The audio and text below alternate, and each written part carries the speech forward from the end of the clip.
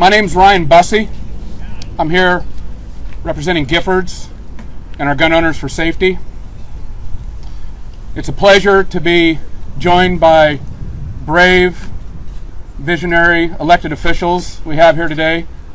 Mike Thompson, Johanna Hayes, Jason Crow. I'm a senior advisor to Giffords. I grew up on a ranch in western Kansas, almost literally with a shotgun in one hand and a rifle in the other. It was a dream for me to get a job in the shooting sports industry. I was a celebrated executive there for almost 26 years. I won awards. I'm proud of the guns that I own and that I sold in the company I helped develop. But through my years in the industry, I became very troubled and fearful about the extreme turn that the NRA was forcing the firearms industry and many firearms owners to take. I began looking for ways to fight against the extreme turn and the radicalized turn of the industry. I refused to be a part of the blow up in the assault weapons business, in the incendiary marketing that we now see, the irresponsible incendiary marketing. So I spent nearly 16 years in the industry fighting against the very industry I was in while I was trying to hold a line on the sort of responsible gun ownership that we all believe in. I'm worried about our country. I'm worried about our kids. I'm worried about our democracy. I still value and own guns. I shoot with my boys and I hunt with my boys every single chance I get. I'm a parent. I'm a gun owner. I'm a concerned citizen. And I'm here today because it's time for responsible gun owners to stand up and put an end to this insanity. And I'm not shying away from telling the truth. I want to turn it over now to someone else, a friend of mine, also a gun owner. And if we're not talking about policy, we're usually trading pictures about our shotguns or bird hunting. Representative Mike Thompson has served as the chair of the House Gun Violence Prevention Task Force since 2012. He represents California's 5th District. He's the author of H.R. 8, the bipartisan background check bill. And that is the most significant legislation to pass the House in the last 25 years. Congressman Thompson, thank you. Ryan, thank you very much, and thanks for the courage that you've shown and the leadership that you've provided. I too am honored to be with my colleagues today and with the responsible gun owners behind me. I'm proud to say I'm a gun owner. I'm proud to say I'm a responsible gun owner.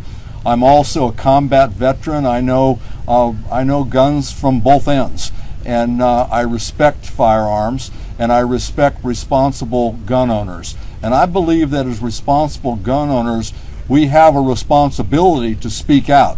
What's happening now is it's just I can't believe what I'm seeing every day. We hear mostly about these terrible and tragic mass shootings that just tear up communities, take lives, leave people wounded, upend families. And we also experience, and also, although we don't hear about them, 30 people every day are killed by someone using a gun. If you add to that suicides and accidental deaths, those numbers go up over 100. And I want to just emphasize, it's not just numbers. Every one of those statistics is a human being. And behind that human being are countless others whose lives are disrupted and upended. Gun violence costs us $280 billion a year in this country. We need to do something, and responsible gun owners need to stand up and speak out. This has to stop. Enough. And there are things that we can do, and we're doing them right now. As Ryan said, we've passed the background check bill, something that we know will save lives. This week in the House, we'll pass a red flag bill that will we know will save lives. We'll pass legislation for safe storage, for gun trafficking, to do away with ghost guns and bump stocks. We're going to pass some good bills, and it's important that the Senate come together and come to an agreement on laws that we know will save lives. Thank you all for being here. Thank you, Congressman Thompson. I'd like to introduce now Representative Johanna Hayes. She represents Connecticut's 5th District. Her husband is a law enforcement officer. Representative Hayes was National Teacher of the Year in 2016. So I think it's safe to say she understands the critical importance of balancing the safety and freedom of our kids in schools with responsible gun ownership. Representative Hayes. Good morning, everyone. Thank you to Giffords, to Gun Owners for Safety Coalition for continuing to be part of the solution to end gun violence. To Chairman Mike Thompson, thank you for your leadership on the Gun Violence Prevention Task Force and your common sense approach to gun ownership. I'm here today, nearly 10 years after the massacre at Sandy Hook Elementary School. On that horrible day, we lost 20 innocent children and 6 selfless educators. I was a teacher on that day in Waterbury, Connecticut, just 20 miles down the road, and I had to console students who were terrified that something similar could happen at our school. That hurt is something no parent, no family, no community should have to carry for 10 years. But yet here we are, 10 years later, still fighting for the same common sense gun legislation that the American people are begging for. Responsible gun owners have been calling for this legislation that protects their right to own guns, but also protects our children's rights to be safe and our ability to keep our communities free of gun violence. More than 2/3 of gun owners are in favor of sensible background checks and licensing to keep guns out of the wrong hands. And it is possible to own a firearm responsibly. We have guns in my home. My husband has been in law enforcement for 25 years. Part of his responsibility of owning that gun is to be properly trained, to store the gun, to register the gun, and to make sure that he is in control of it at all times. We have a 13-year-old son. I've had the parents of his friends ask, how are guns stored in your home before they allowed their children to visit or sleep over? Gun violence is now the leading cause of death for American children, and every day more than 110 Americans die due to gun violence. 80% of guns used by children in school shootings came from the child's home or the home of a friend or a relative. I don't know how anybody could be okay with those statistics. If we want to protect our children, the answer to every question about gun legislation cannot be no.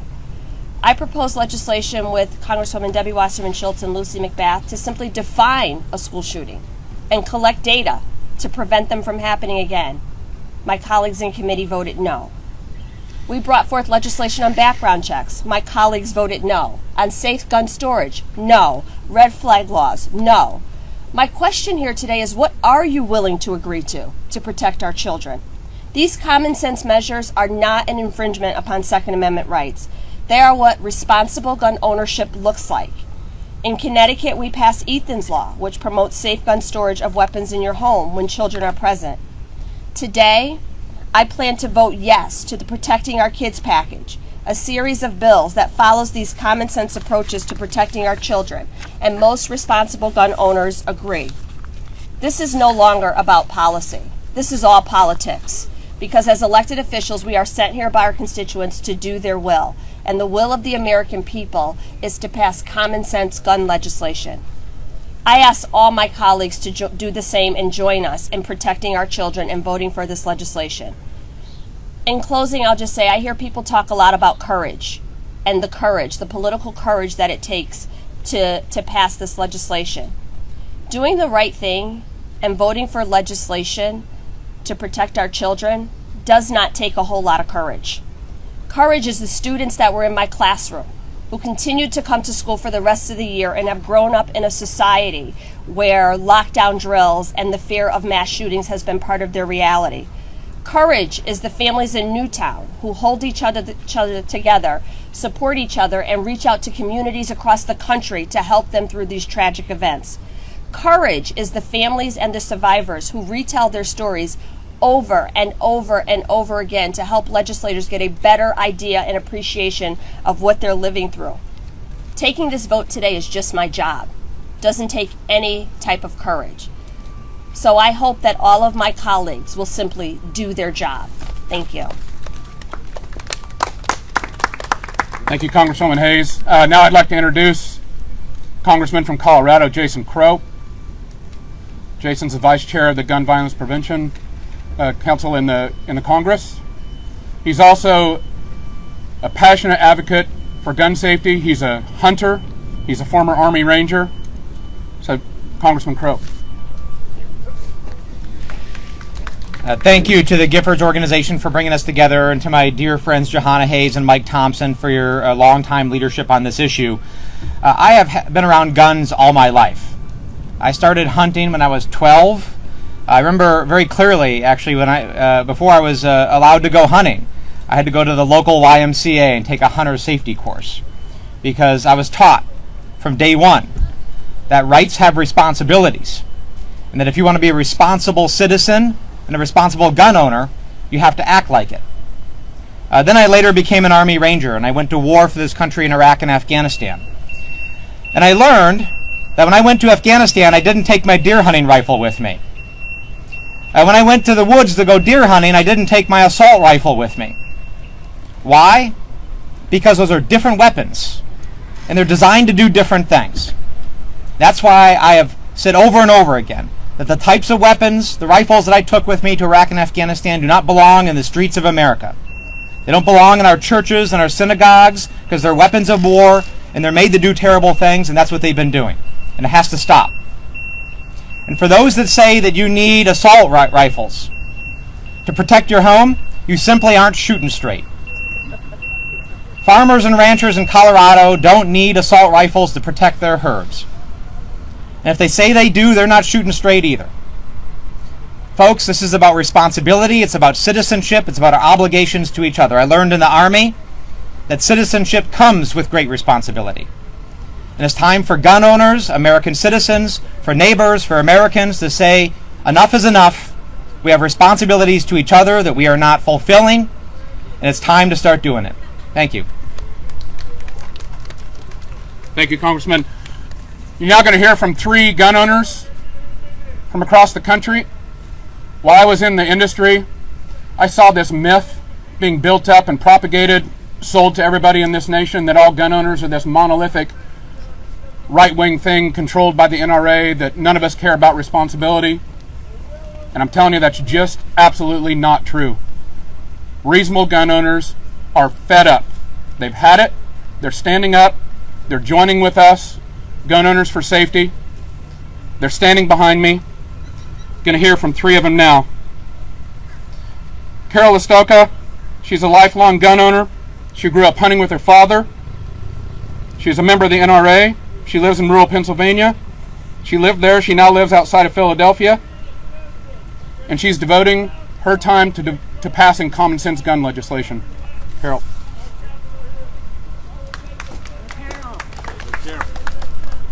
Thanks, Ryan. Good morning. My name's Carol Estoka. I'm from Pennsylvania, Susquehanna County. I'm a mom of 2. I'm a former teacher, and I'm a gun owner who's sick and tired of other gun owners speaking for me. And I've decided to devote my life to gun violence prevention with Giffords Gun Owners for Safety, as well as a Pennsylvania organization, Ceasefire PA. Some of my earliest memories are of my dad returning home on Thanksgiving morning or right thereafter, either with a turkey or a deer with his dad, my uncles and cousins, and they shared such a camaraderie, and I really wanted to be a part of it. So when I was about 10 years old, Santa brought me a BB gun, and I used to use it to shoot leaves off the trees and take pot shots at our compost bin.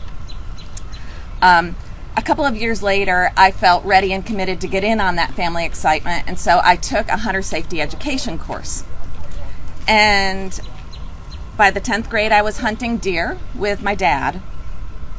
He has been my mentor and my guide ever since.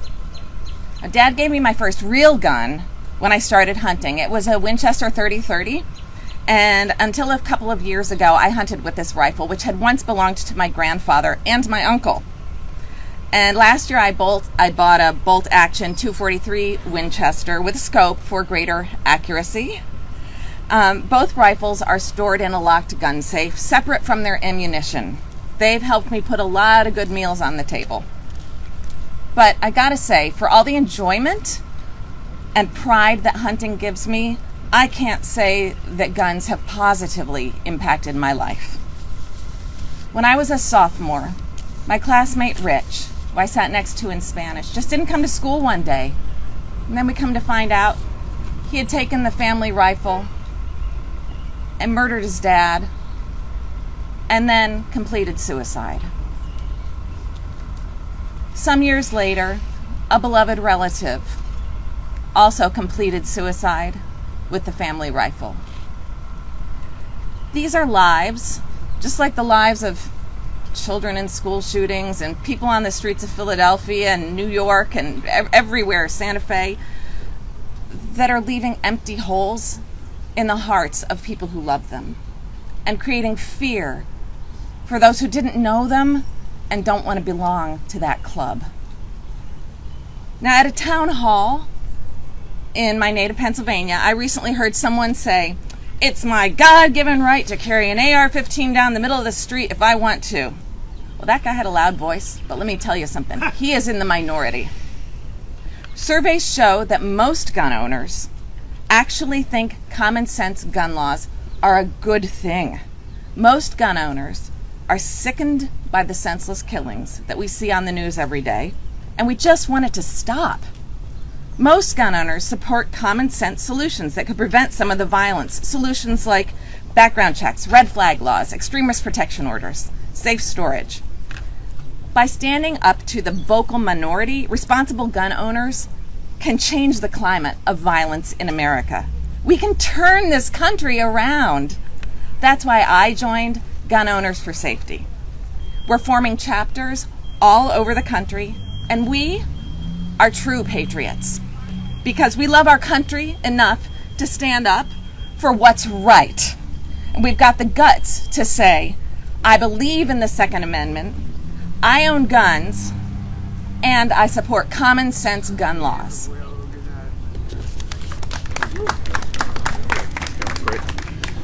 Next, you're going to hear from a Texan, Christina Delgado, raised by a family of gun owners. She's also a survivor of the Santa Fe shooting.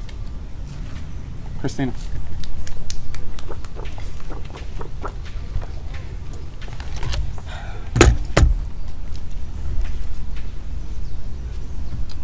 On the morning of May 18th, I answered my phone to my best friend, informing me of a rumor of an active shooter at Santa Fe High School.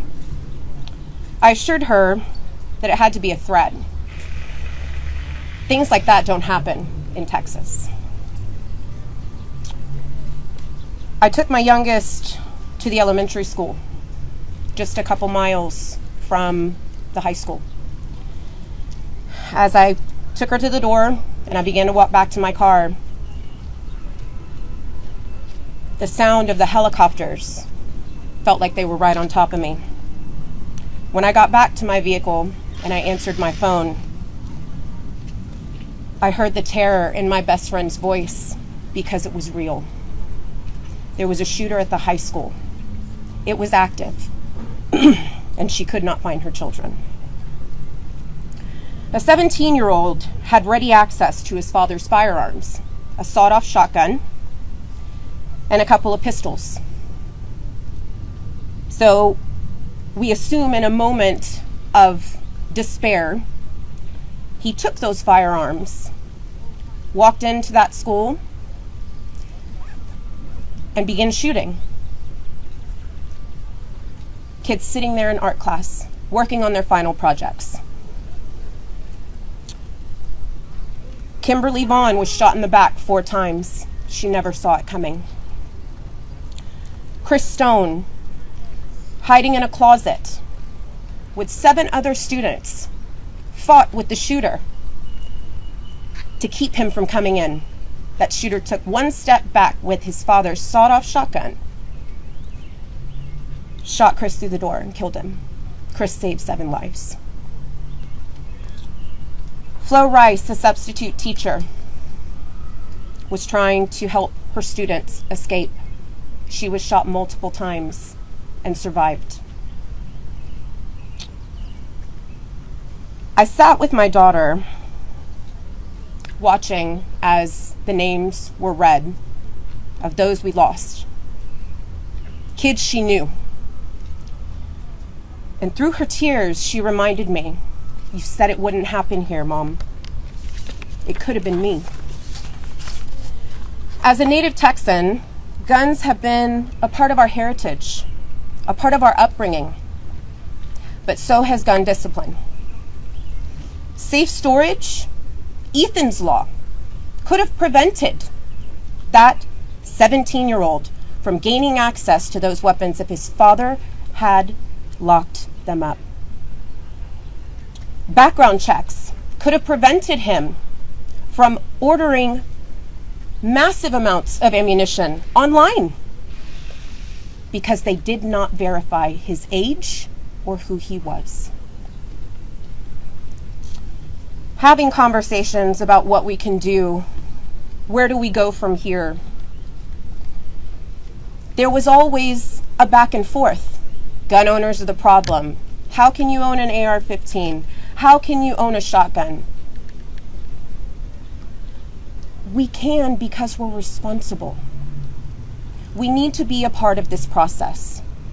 Gun owners need to be able to speak up.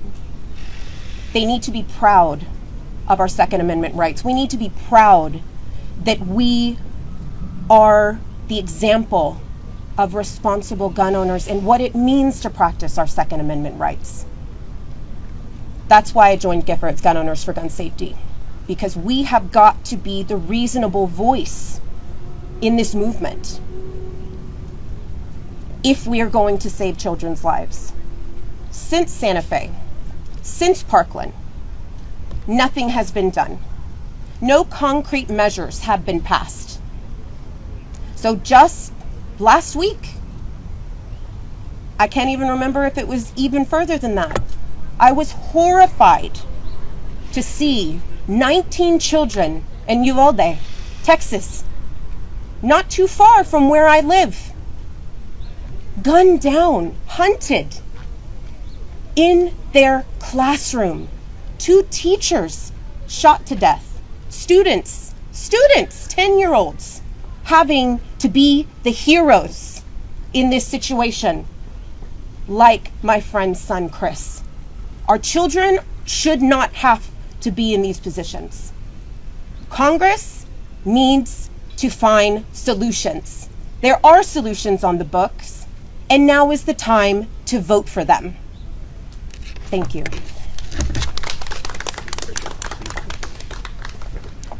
We've got one more speaker, Floridian and friend. Angela Weber's son survived the shooting in Parkland. She's a gun owner. Her husband is a law enforcement officer. And she's very passionate about gun safety and being responsible. Angela.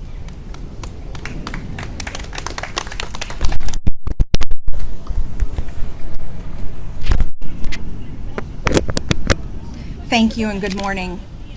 On February 14th, 2018, my son heard the rapid gunfire that slaughtered 17 of his classmates and teachers as he ran to hide in a crowded classroom closet.